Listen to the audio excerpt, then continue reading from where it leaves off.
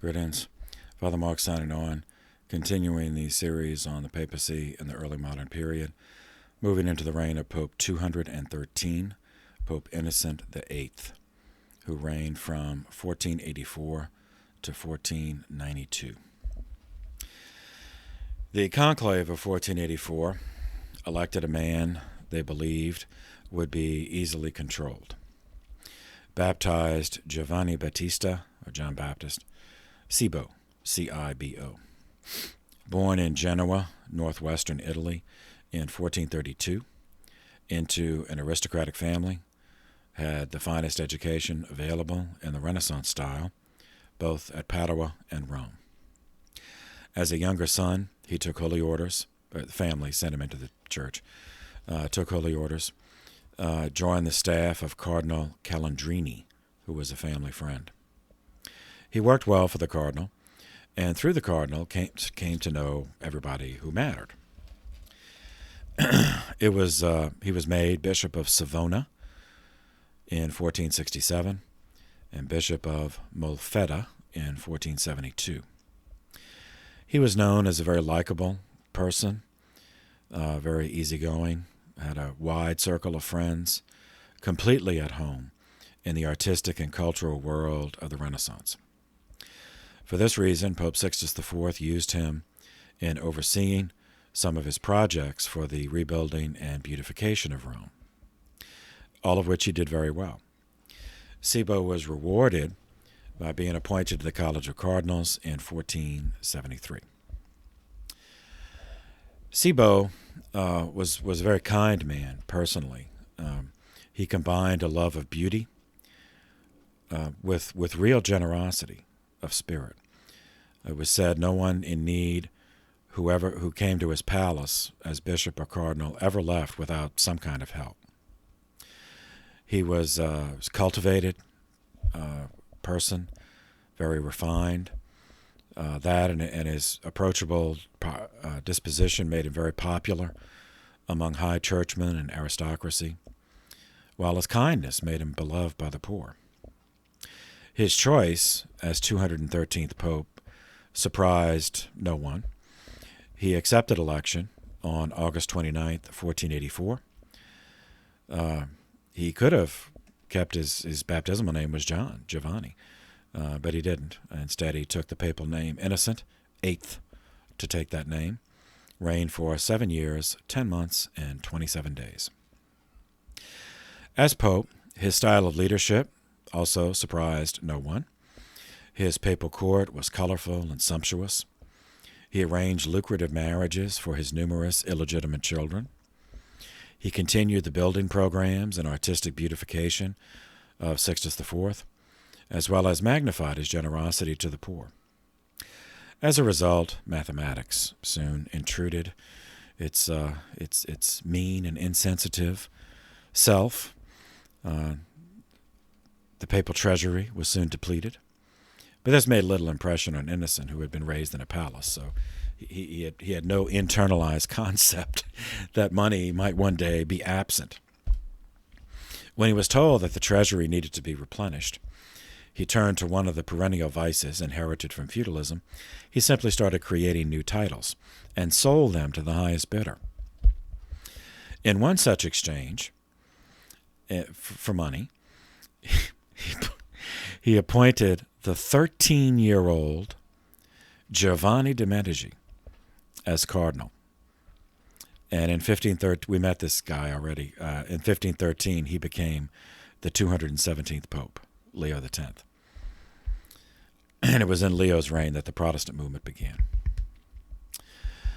On December 5th, 1484, Pope Innocent VIII created a third national-level Inquisition, this one in Germany.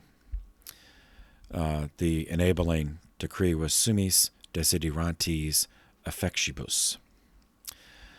Now, an Inquisition that doesn't really sound like something this guy would do.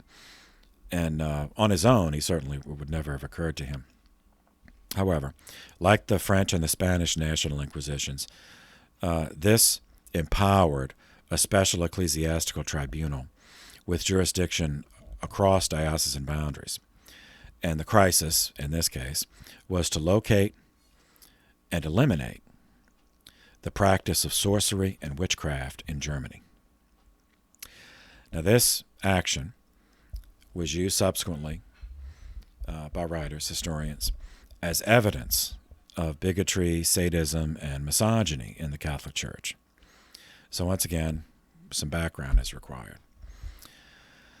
All right, so the title, Summis Desiderantis Effectibus. Seminarians, so Latin.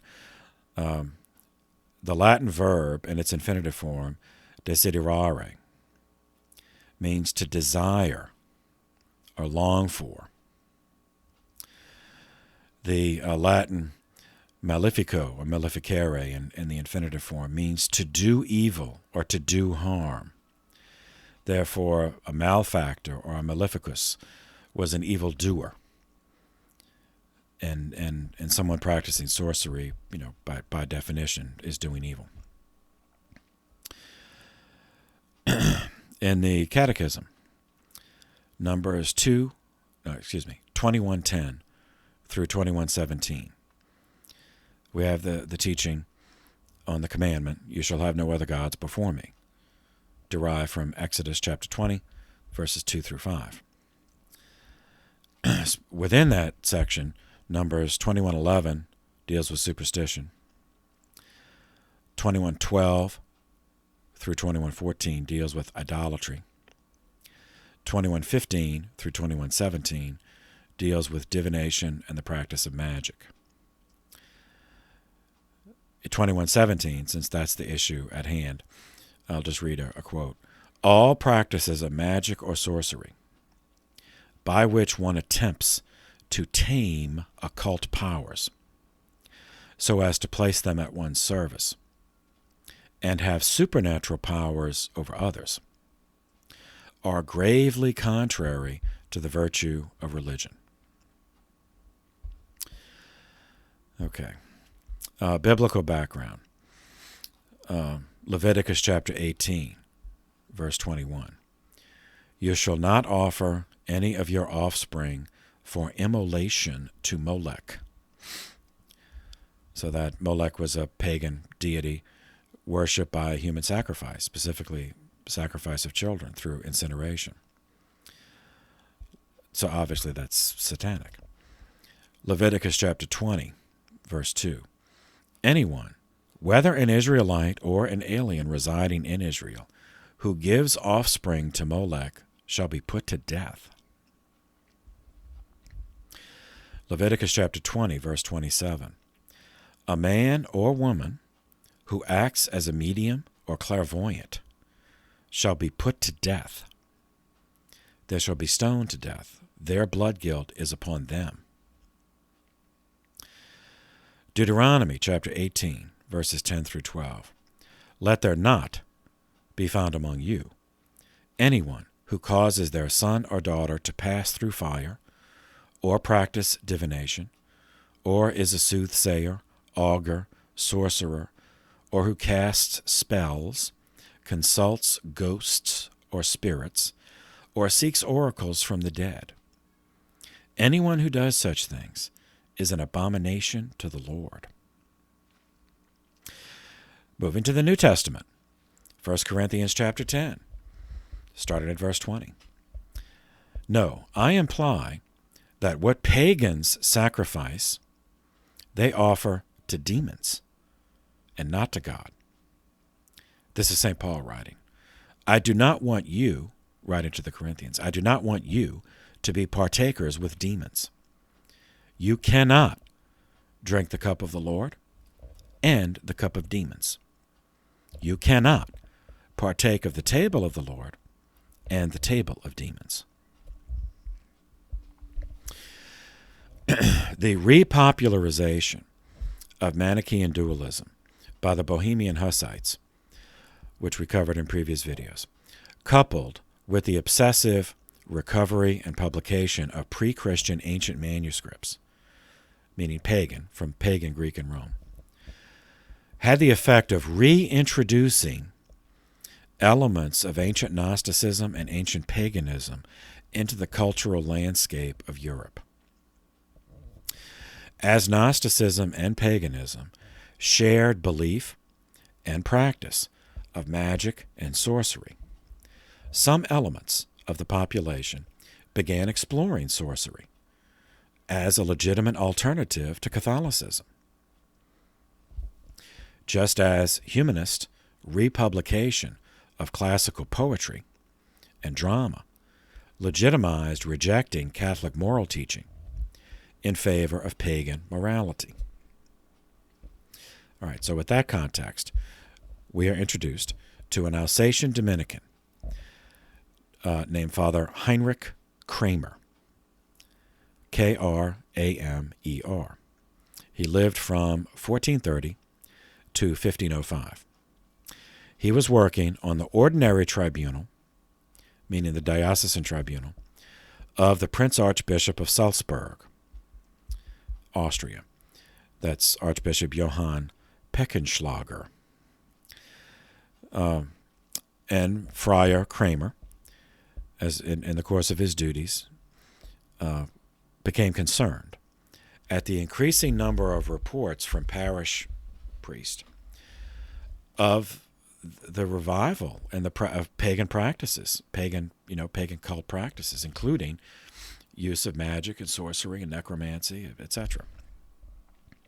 So he's worried about this. So he wrote to a fellow Dominican, an Austrian-born friar named Jakob Sprenger, or Jacob Sprenger, Sprenger,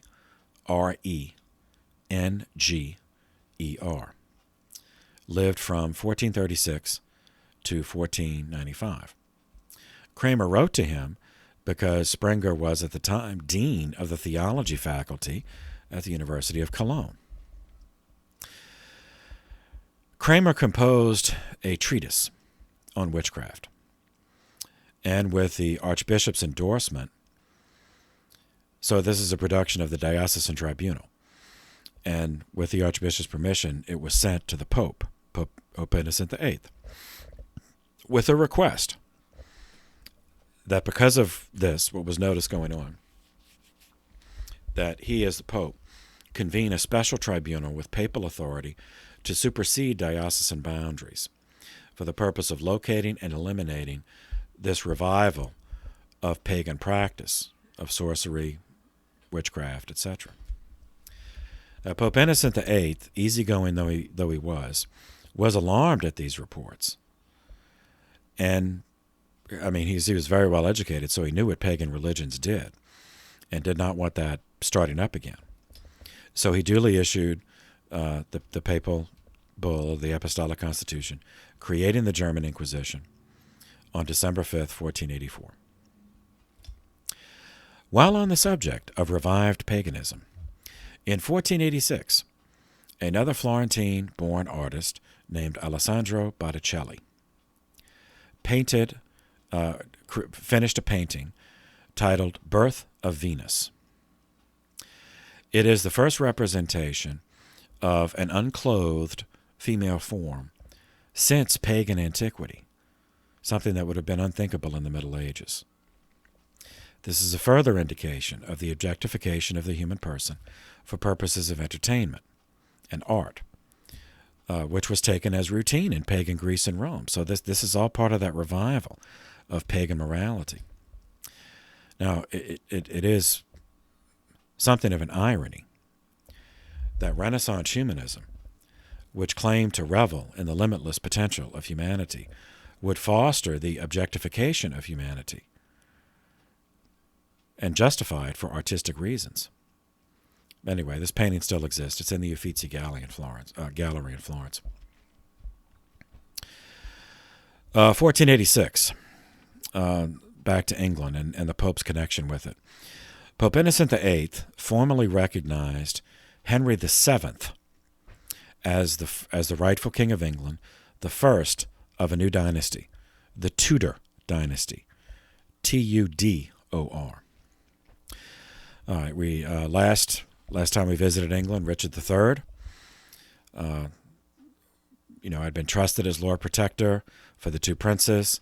They disappeared, presumably murdered by him, and then he had himself crowned king, Richard III, in July 1483. The princes were never seen again, but their younger sister Elizabeth survived, Elizabeth of York. The irregular nature of this, and the obvious, the general assumption that Richard had murdered the princes, renewed the Wars of the Roses between House Lancaster and his own house, House of York. The House of Lancaster, the Rose, was taken up by Henry Tudor, who became Henry VII. Okay, so who is this guy?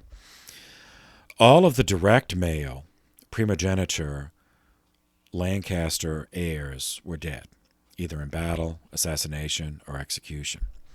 So to find an heir tracing back up to John of Gaunt, the first Duke of Lancaster, that his supporters, the House Lancaster, traced back down through an illegitimate son of John of Gaunt and Elizabeth Swynford. There they found John Beaufort, whom we introduced earlier. Beaufort's granddaughter married Edmund Tudor, who was the first Earl of Richmond. That union produced a son, Henry VII. He took up the Lancaster Red Rose, made war against Richard III, who was York, the White Rose, culminating in a battle, the Battle of Bosworth Field, on August 22nd, 1485, in which Richard III was killed. Readers of Shakespeare well know all of this. Henry Tudor, then, who was at the time Earl of Richmond, because he inherited that from his father, then declared himself Henry VII, King of England by right of conquest. Though having ancestry traceable to Lancaster and therefore Plantagenet, nevertheless, since his father was a Tudor, Henry VII is considered officially the founder of the Tudor dynasty. In order to bring peace to England and heal after all the civil wars, the Wars of the Roses, a marriage alliance was arranged between the houses of Lancaster and York. Henry VII, Lancaster descendant, married the only surviving child of Edward IV of House York, and that was Elizabeth of York, the younger sister of the murdered, the disappeared, presumably murdered, princes, Edward V and Richard of Shrewsbury. They married so that their children could claim the loyalty of both houses, Lancaster and York. And the Tudors, to visually, then the Tudor sigil was a combination. The Tudor rose was red on the outside and white on the inside. The Tudor dynasty produced 5 monarchs: Henry VII, Henry VIII, Edward VI. So those were 3 fathers. So Henry VII, his son was Henry VIII, his son Edward VI. But then Edward VI died without children. So the next, Mary I, was a son of Henry VIII by his first marriage. Mary died childless. So the next and the last Tudor was Elizabeth I, who was a child of Henry VIII by his second wife, Anne Boleyn. But all Tudors, House Tudor. It was the precarious nature of his father's succession. So, Henry VII, from Henry VIII's perspective, Henry VII, he just founded the dynasty, so it was new. And that followed a civil war, literally a civil war. So that is what made Henry VIII so determined to ensure a smooth succession by having a male heir. Okay, back to the Pope. Given his background and his genuine affinity for the Renaissance, it is rather startling. Again, another startling thing about Pope Innocent VIII. In 1486, he became the first pope to formally condemn a Renaissance thinker. All right. The guy that condemned was Giovanni Pico della Mirandola.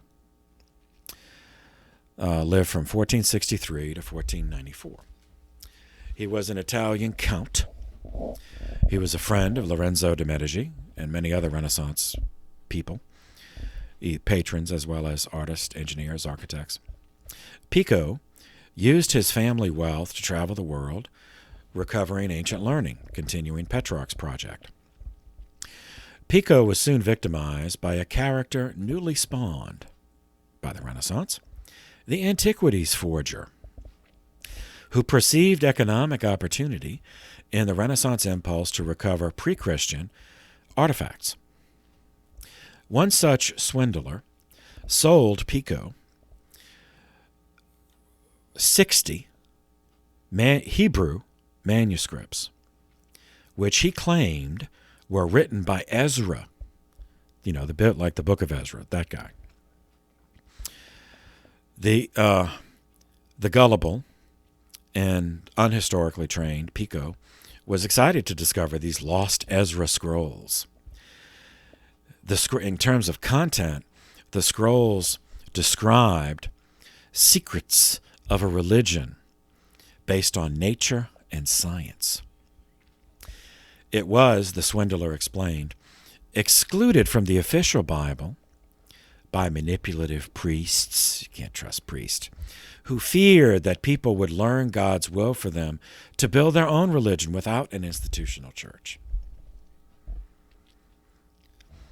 And, you know, if Pico had actually read the Book of Ezra in the Bible, he would know how ridiculous, I mean, of all people, you know, to do a forgery like this, to claim it was Ezra. I mean, only someone who had never read Ezra could possibly buy that. Anyway, because these assertions conformed to the pre-existing anti-clerical, anti-hierarchical, anti-papal prejudices of Italian humanists, the credulous Pico della Mirandola purchased them, and he used them as the basis for a personal project to create a new style of religion, a civic religion. In 1486, he published his Manifesto of Renaissance Humanism, titled Oration on the Dignity of Man. It promoted the core principles of Italian humanism, that man is the measure of all things. It also argued for his manufactured religion, civic religion, built on a synthesis of humanist pride with Platonic idealism, along with selected ethical imperatives of Judaism and Christianity. Like from Judaism, thou shalt not kill, honor your father and mother, thou shalt not steal, that was okay. From Christianity, the Beatitudes, that was okay. So he could pretend, at least in his own mind, and publicly he could assert that he was not rejecting religion. He was not rejecting either Judaism or Christianity, so he's not a heretic. He was merely updating monotheism in light of the scholarship of the Renaissance. In the same year, Pico posted and circulated in Rome, this guy, talk about naive, published a list of 900 theses, which are just statements, declarative statements, on a wide range of subjects: mathematics, logic, physics, philosophy, and theology. And he offered to defend these. Said, I hold this, I hold this, I hold this. So he published them, and he offered to defend them in open debate against all challengers. He even offered to pay the expenses of anyone who came from a distance to engage him in debate, because he believed, a series of such public disputations in Rome was an ideal strategy for publicizing his theories and his synthesized civic religion. Pope Innocent VIII knew Pico personally and actually liked him. So he obtained a copy of the book and was looking forward to reading it. But when he did read it, even his very permissive disposition was assaulted by its revival of Pelagian hubris, its denial of original sin, maintaining that each person using their free will without the need of God's grace could save themselves. And that's just stupid. Pelagianism had been condemned as far back as 417 A.D. by the first Pope Innocent I. So Pope Innocent VIII, even though he liked Pico, he did, he said, okay, we can't. This has to be clarified. So he extracted 13 propositions from Pico's work and condemned them as heretical. So in this way, this is the first papal condemnation of Renaissance humanism. It's not the whole movement, but just, a few selected statements. But nevertheless, it's a papal recognition that Renaissance humanism was a coherent body of thought, some of which had gone too far away from the church. Now, Pico felt betrayed, because he didn't see that he was doing anything wrong. He thought he was actually helping. And he had been friends with Pope Innocent, so it was a double betrayal. But still, he recanted, publicly he recanted those 13 propositions. Nevertheless, the moment remains historic. 1487, back to Germany, the two Dominicans we met, Heinrich Kramer and Jakob Sprenger, collaborated, and they published a book, they wrote a book published in Speyer, Germany, titled Malleus Maleficarum, The Hammer of Witches. The preface was the papal bull of Innocent VIII, Summis Desiderantes Affectibus. And the text incorporated Friar Kramer's treatise on witchcraft. Now, this combination is essential to understand. So, publishing all of this together in one book, with the Pope's bull as the preface, has led to some confusion among historians. Pope Innocent did not write any part of the text of Hammer of Witches, nor was the text sent to him for approval.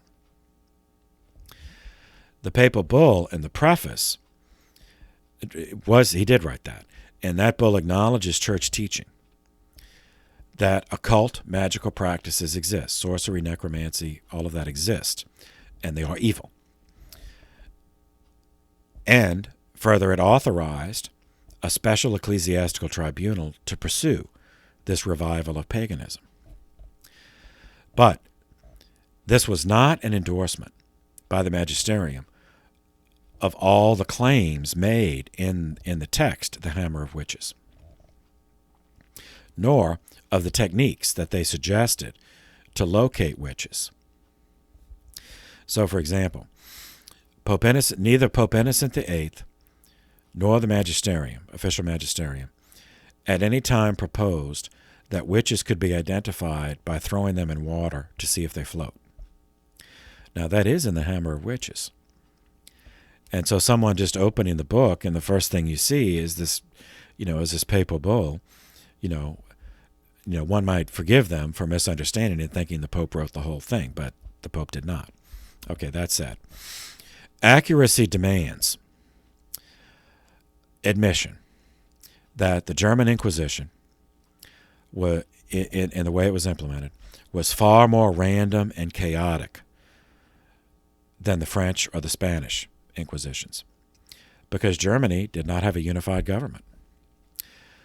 This situation was open to far more heinous abuse than the others. And this incoherence also makes it impossible to calculate how many suffered and died during the German Inquisition.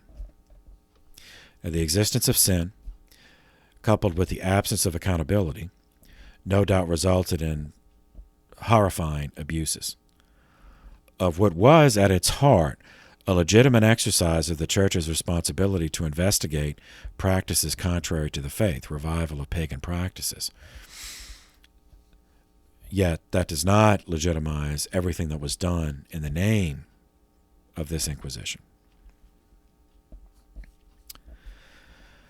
In another surprising move, Pope Innocent VIII, in the year 1489, entered into diplomatic relations with the Turks.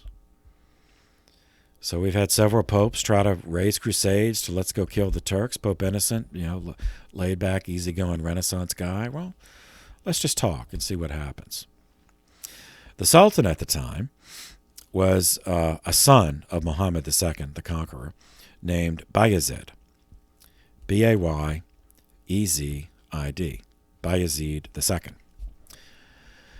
Reigned from 1481 to 1512. Bayezid had a younger brother named Jem, Jem.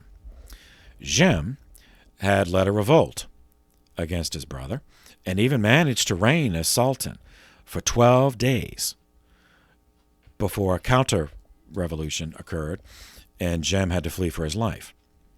He managed to evade capture, and he went for sanctuary to the Knights of St. John, which were the heirs of the medieval Knights Hospitaller of St. John, at that time based on the island of Rhodes. So at the time they were the Knights of Rhodes. Today they're descendants of the Knights of Malta, which still exist. Anyway, so here a guy claiming to be the Sultan of the Islamic Empire, goes to a Catholic military order for. So the commander of the garrison didn't know what to do with him. So he wrote to the Pope. Said, okay, you're not going to believe this, but it's true. So Innocent VIII said, hey, no sweat, just send him here. Send him to Rome. When Jem arrived in Rome, Pope Innocent, set him up in the palace. You have servants, and, eat grapes and, whatever. The Pope Innocent then wrote a very politely worded message to the Sultan Bayezid, informing him that Jem was in Rome, had asked for sanctuary, which the Holy See was happy to offer. However, the letter went on. Pope Innocent said to Bayezid, since Jem is accustomed to living as royalty, and I have to admit, papal finances are rather strained right now. So I wonder if the Sultan, if you might not be willing to contribute to your brother's upkeep in the style to which he was accustomed. And the Sultan complied, happy to be rid of the problem. He sent the Pope 43,000 ducats. Ducats are gold coins minted in Venice, so 43,000 gold coins a year to support this potential rival and, of course, to keep him in Rome. And the Sultan was so grateful at how this worked out that he sent the lance of Longinus, which had pierced the side of Christ and had been in Islamic hands since the Muslims conquered the Holy Land in 1291, sent that to Rome. And so that's how it ended up being in St. Peter's.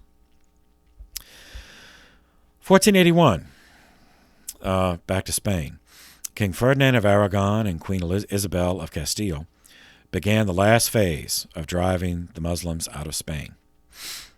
On January 2nd, 1492, they succeeded when Boabdil, the last Muslim emir of Granada, surrendered the city.